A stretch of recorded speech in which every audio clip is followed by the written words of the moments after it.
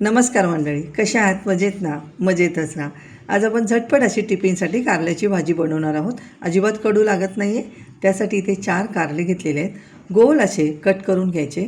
त्याच्यावरती हळद आणि मीठ लावून 5 ते 6 मिनटं बाजूला ठेवायचे आणि नंतर कारले पिळून घ्यायचे आहेत.